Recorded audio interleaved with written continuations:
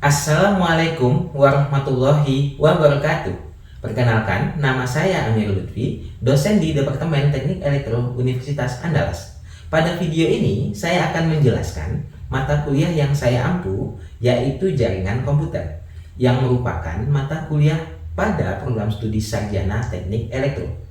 Mata kuliah Jaringan Komputer adalah mata kuliah wajib konsentrasi telekomunikasi yang bertujuan untuk memberikan pemahaman dan keterampilan dasar dalam mengelola jaringan komputer. Materi yang akan dibahas meliputi konsep dasar jaringan, model OSI, TCP/IP, pengelamatan IP dan subnetting, serta routing dan protokol-protokol jaringan, mulai dari Ethernet, Wi-Fi, UDP, TCP, hingga protokol pada layar aplikasi seperti FTP, HTTP, TTP, dan lain-lain. Mata kuliah ini menggunakan metode case-based method. Mahasiswa diminta untuk menyelesaikan kasus nyata dalam jaringan komputer, termasuk mengkonfigurasi perangkat keras untuk menyelesaikan kasus tersebut. Pendekatan ini diharapkan dapat memberikan tidak hanya pengetahuan kontekstual, namun juga pengalaman praktis dalam menyelesaikan permasalahan pada jaringan komputer. Seperti yang ditampilkan, sesuai dengan kurikulum program Sarjana Teknik Elektro Universitas Andalas, mata kuliah ini dibebankan 4 capaian pembelajaran lulusan yang disingkat CPL, baik pada CPL KKNI maupun pada CPL IADI. 4 CPL tersebut diturunkan ke capaian pembelajaran mata kuliah yang kita singkat CPMK. Pada CPMK 1, mahasiswa dituntut untuk dapat mematuhi peraturan kehadiran dan peraturan perkuliahan. CPMK ini merupakan turunan dari CPL S3 pada KKNI dan CPL I pada IADI. CPMK 1 dinilai berdasarkan persentase kehadiran tepat waktu. Pada CPMK 2, mahasiswa diharapkan mampu untuk menjelaskan konsep OSI layer dan menjelaskan konsepnya dalam aliran data pada jaringan komputer.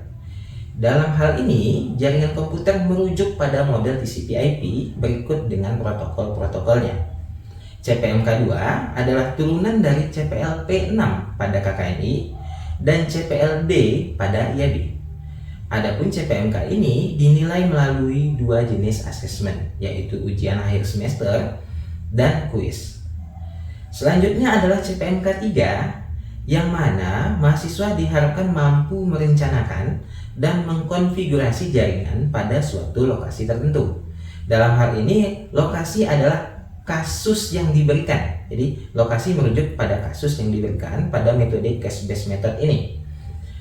CPMK ini merupakan turunan dari CPL KK5 pada KKNI dan CPL E pada IADI. Adapun bentuk penilaiannya adalah tugas besar untuk menyelesaikan kasus yang diberikan.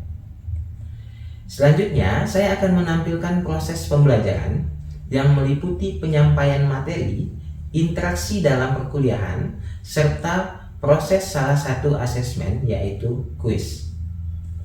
Pada pertemuan kali ini kita akan bahas materi seperti yang saya sampaikan tadi, yaitu tentang routing gitu ya, dan tugas besarnya tentang collapse-nya. Jadi ini adalah lanjutan pertemuan minggu sebelumnya, yang mana minggu sebelumnya kita udah bahas tentang pengalamatan gitu ya, tentang apa itu IP address, kemudian kita udah bahas tentang subnetting. Nah, di minggu ini kita akan melanjutkan yang namanya routing, dan mana nanti kita akan coba implementasikan routing itu menggunakan router yang telah adik-adik pegang semua gitu ya. Oke, kita lanjut.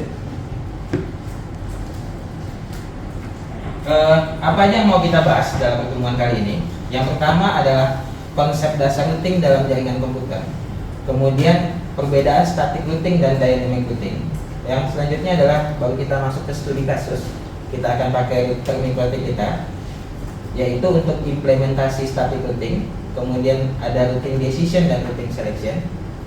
Yang terakhir adalah gateway reachability detection. Jadi ini yang disebut sebagai check gateway nantinya. Jadi routing table itu informasinya apa ya? Sorry, saya hapus dulu. Informasinya apa aja kan? Jadi tadi sudah saya sampaikan, informasinya adalah tentang routing. kemana paket akan diteruskan. Gitu ya. Isinya apa aja Pak komponennya itu? Minimal ada 5 ya. Kalau ditanya minimal ada 5 berarti bisa lebih dari 5. Minimal 5 ya. Ada destination, ada next hop atau gateway. Nanti ada silahkan dicek aja. Karena definisinya masing-masing router bisa beda istilah, tapi itu sama. Jadi bisa namanya next hop atau gateway. Kemudian ada metrik ya. Metrik ini bisa namanya priority, bisa namanya distance dan macam-macam. Coba bikin routing table seperti namanya routing table ya. Routing table itu adanya di setiap router. Terima saja itu dulu. Jadi routing table itu ada di router. Nanti router ini akan mengidentifikasi kalau paketnya dari A, gitu kan, tujuannya ke B, bisa dipahami ya. Maka alamatnya apa? Nah, kita balik ke slide yang tadi. Masih ingat apa aja komponen dari routing table? Destination, gateway, ya. Matrix, kemudian interface, terakhir type ya, routing type. Apa tadi diulang lagi? Destination, gateway, network, kemudian apa? Matrix, kemudian interface-nya apa? Terakhir routing IP.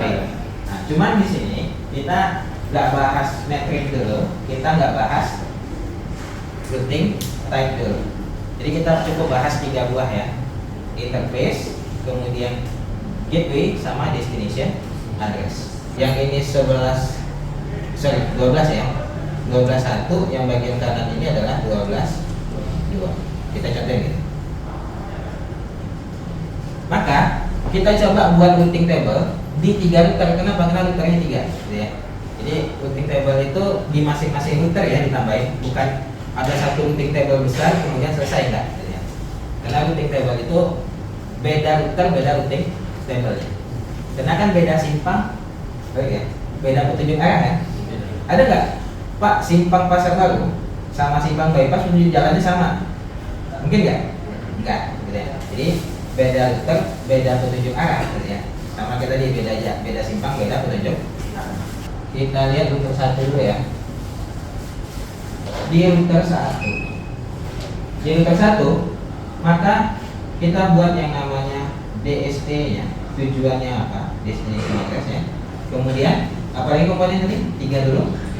Gateway atau next hop, kemudian satu lagi interface, IF sebutnya ini. Oke. Dalam routing table ada banyak tipe ya. Tadi pakai routing tipe. Cuman yang pasti adalah yang selalu ada tanpa perlu diapa-apain, pasti selalu ada. Itu namanya adalah directly connect atau DC tipe. Nanti kita bahas tipe-nya lebih luas di materi berikutnya. Yang pertama itu adalah directly connect. Sesuai namanya, ini adalah yang connect langsung atau terhubung langsung dengan router. Sebagai contoh di router 1, networknya terhubung langsung ya Mas? Yang mana? Yang 10.10.10/24 gitu ya. Maka harusnya ada destination yang 10.0/10/0/2.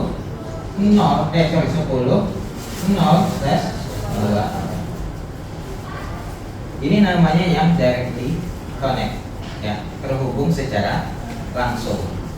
Pak, ada gateway-nya enggak Pak? Jawabannya enggak ya. Yang directly connect tidak punya gateway.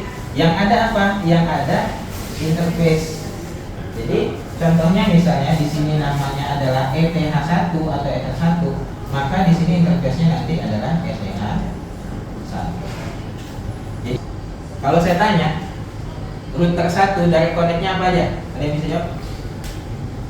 Router 1, router 2 ya. Router 2 dari connect-nya apa aja? Karena aja jawabnya. Saya ada ya, silakan. Yang dari connect itu 10 sama 11. Oke, benar ya. Jadi dari connect itu apa tadi? yang interface-nya terhubung langsung ke network sebelahnya gitu ya, yang terhubung langsung. Ada dua nih, ada 10.0 sama 11.0. Itu dari connect-nya. Kalau di router 3 dari connect-nya, dari connect router 3 nih, yang ini.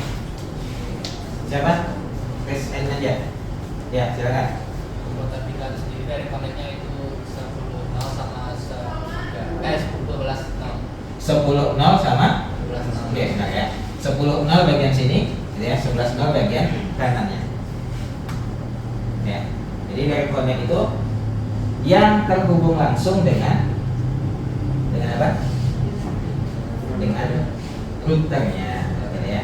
Otomatis ada. Oke, balik lagi. Berarti di sini ada dua dong dari connect-nya di router 2. Iya kan? Di router 3 juga ada dua. Pertanyaannya adalah satunya lagi yang mana nih di router 2 yang belum ada? Siapa? Yang belum ada apa yang di router 2, kemudian gateway-nya berapa?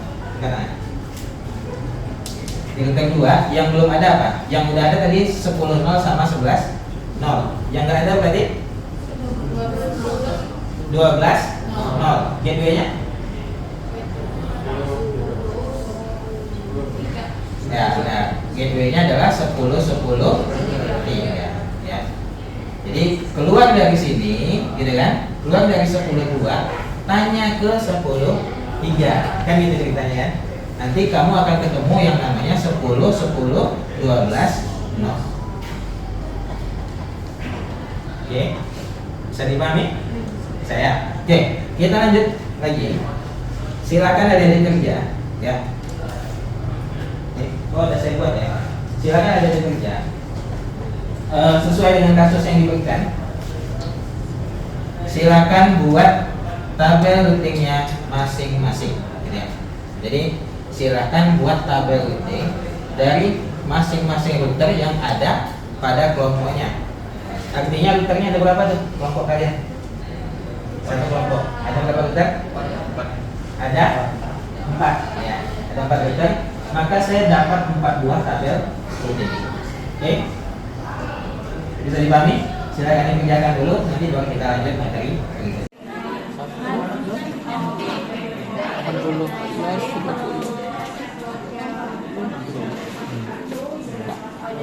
Dan itu 28 ke IPC atau di jaringan? IPC. Jaringan Kalau kan? jaringan ya dot 8.0./30 buat gateway-nya baru IP cap beda Safir. IP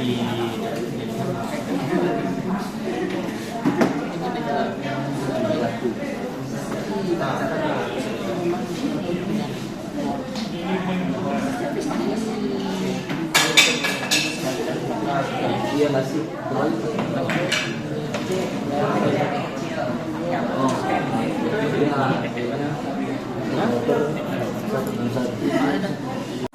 Buat si IP-nya berarti di sini 119 kan. router kelompoknya berapa? Sini ditulis juga. Misalnya ini 130.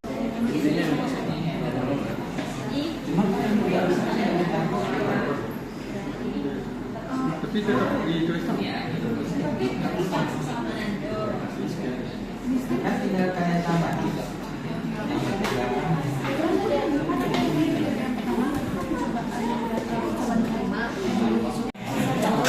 Kemarin saya kiranya kan prosedurnya hasilnya Analisa itu kan saya mau kasih baca pertanyaan. Saya kira saya mau sampai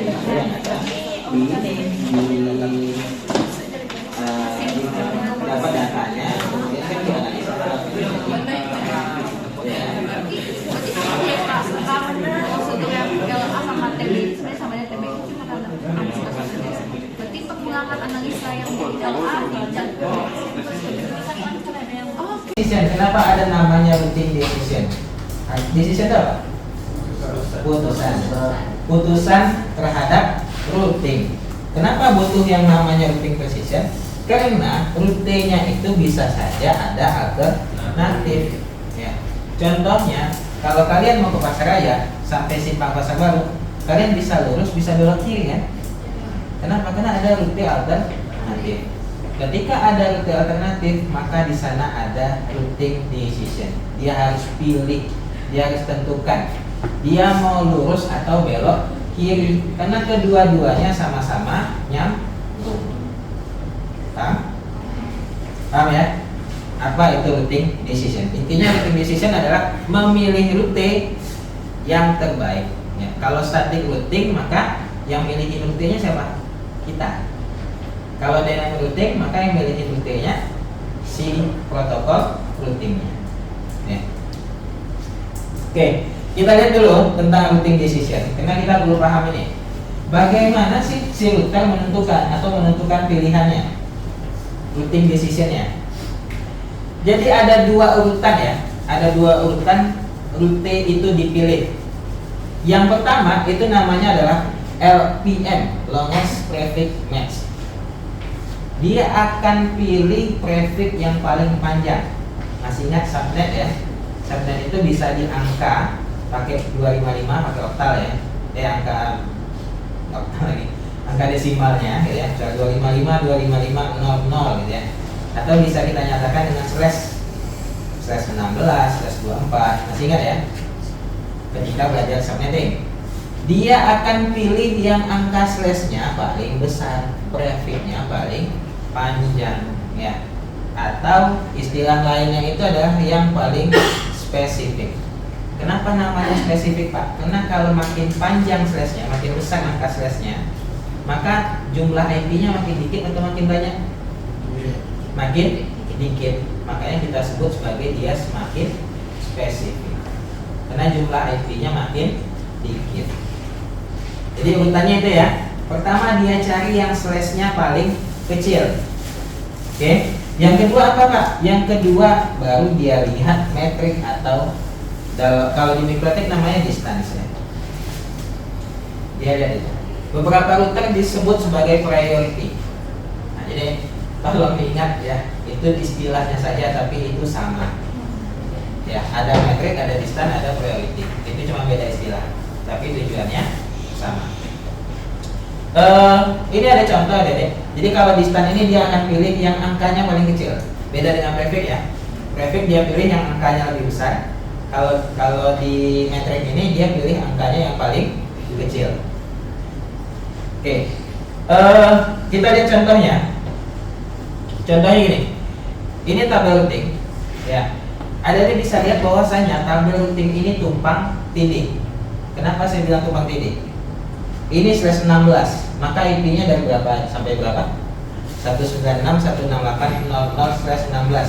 Mulainya dari, ada yang berada kan? 192.168.00/16. Maka IP-nya dari 192.168.00 sampai 255. Jadi ini nanti mulainya adalah dari berapa tadi? 192.168.00, terakhirnya di 192.168.255 ya. Nah kita lihat benar nggak ini tumpang tindih? Kita lihat yang ini mulainya dari 192.168.10, mulainya dari 10 sampai 1255. Masuk nggak dalam range ini? Masuk ya, masuk ya. Artinya dia tumpang tindih. Oke, kita lihat lagi yang dua ini. Oh ini malah sama persis Pak, ya kan? Oke, artinya apa? Artinya ke satu tujuan. Sebagai contoh, misalnya saya mau ke 192 ya, tujuannya ya 168, kemudian tujuannya adalah 1.5. Maka ada berapa tabel routing yang bisa saya pilih? Ada berapa baris? 2 ya. Ada 2 kan? Yang mana? Yang atas sama yang nomor 2. Gitu kan?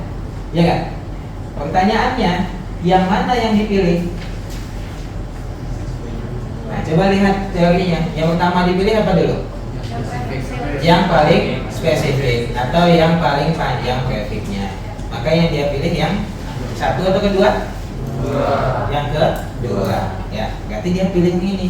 Sehingga gateway-nya nanti adalah 192.168.0.2. Pak, tapi metriknya lebih kecil yang atas dari yang bawah. Tetap aja dia pilih yang nomor 2. Kenapa yang nomor 2? Karena dia lebih mementingkan spesifik atau yang prefiknya lebih panjang dibandingkan matriks. Jadi urutannya gitu ya.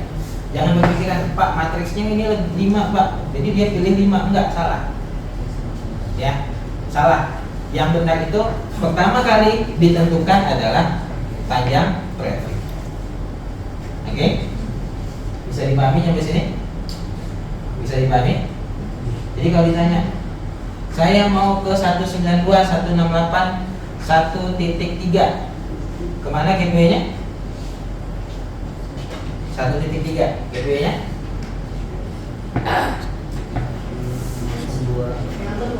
Yang ke 2. Ya, paham ya? Oke, itu yang pertama. Itu jadi contoh yang pertama kita lihat yang ini ya. Jadi pertama kali dilihat adalah yang prefiknya paling banyak. Yang kedua, kalau prefiknya sama, maka yang dipilih adalah yang metriknya paling kecil. Sebagai contoh yang ini. Di sini yang bagian ini ya, 20 sama 2 ini sama ya. Bagian dari ini kan. Kalau misalnya tujuan saya adalah coba di sini ya. 192.168 kemudian 2.3. Nah, kira-kira yang dipilih yang mana? Tabel itu dulu. Tabelnya yang mana nih yang masuk? Ada berapa tabel? 2.3. Ada berapa tabel yang masuk di situ? Ada 3 baris ya. Baris pertama, baris ke 3 sama baris ke 4. Caranya gimana bersama? Yang dilihat matriknya dulu nggak? Nah, yang dilihat adalah prefiknya dulu. Dia lihat nih prefiknya. Oh, berarti yang ini yang dia pilih 2 buah nih. Prefiknya sama. Ya kan? Setelah itu apa yang dia lakukan? Kalau prefiknya sama masih ada 2, maka dia tentukan matriksnya yang paling kecil. Maka tujuannya nanti ke gateway-nya yang 0.3 ya. Oke. Sampai di sini ada pertanyaan? Ada pertanyaan? Enggak. Oke. Coba sekarang saya tanya lagi. Saya ganti ya. Misalnya, ini saya ganti nih. Oh iya, apa ini saya pakai penghapus? Ini saya hapus. Yang ini slashnya awalnya berapa nih? 24 ya. Ini slashnya saya ganti jadi yang ini jadi 25. Oke. Bisa dipahami? Bisa? Sekarang tujuan saya adalah 192.168.2.0 2.10. Yang kedua 192.168.3.200 2.200. Oke, untuk yang pertama gateway-nya kemana?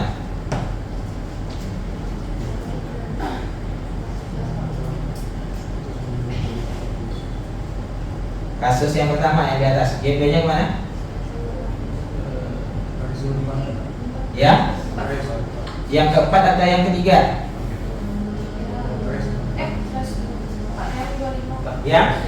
Yang keempat. Kenapa yang keempat?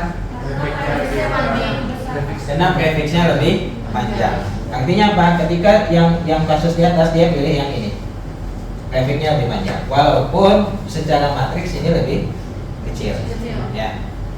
Kalau kasus yang kedua 2.200, kemana diarahin?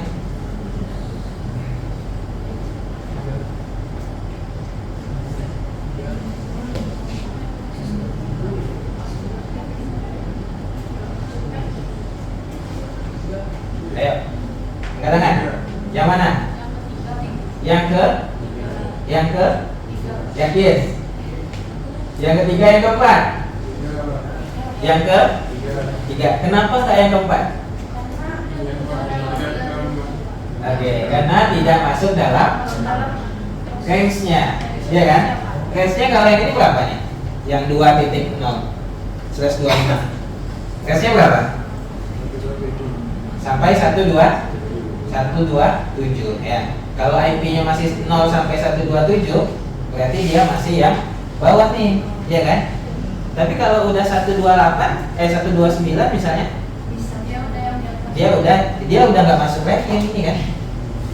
Benar ya? Maka dia cuma pilih antara 1 sama 3, 2 buah yang dia pilih. Baik adik-adik, untuk materi yang terakhir ada yang mau ditanyakan? Ya, cukup ya. Kita lanjut lagi ke kuis. Kita lanjut kuisnya ada 10 soal ya. 10 soal dikerjakan dalam waktu 10 menit. Silahkan dikerjakan karena sudah masuk di dalam tipnya masing-masing. Dan tolong diperhatikan waktunya. Kenapa? Karena kuisnya akan tertutup secara otomatis ketika waktunya habis. Oke, silahkan dikerjakan. Waktunya 10 menit.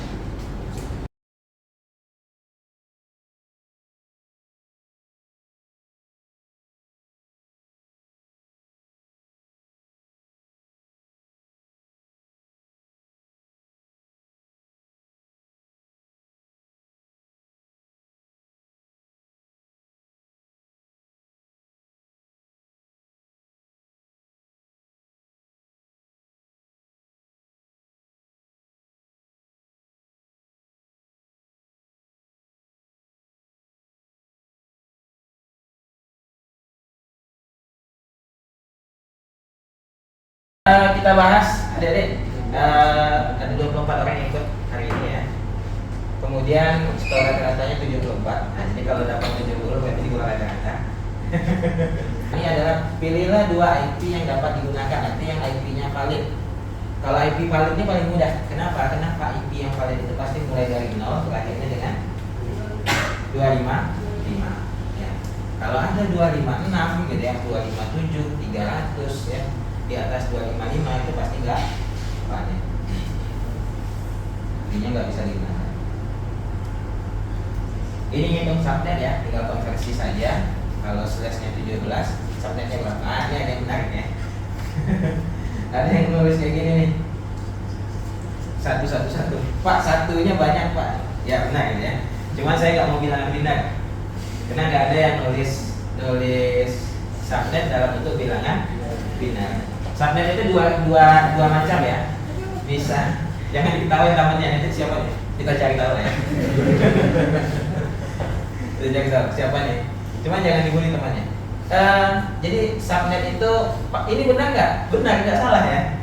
Cuman tidak lazim orang menuliskan subnet itu dalam bentuk bilangan biner. Orang nyebutnya dalam desimal atau dalam prefix ya. Terima kasih telah mengikuti video ini. Saya berharap video ini memberikan gambaran tentang proses pembelajaran pada mata kuliah jaringan komputer. Akhir kata, saya ucapkan wassalamualaikum warahmatullahi wabarakatuh.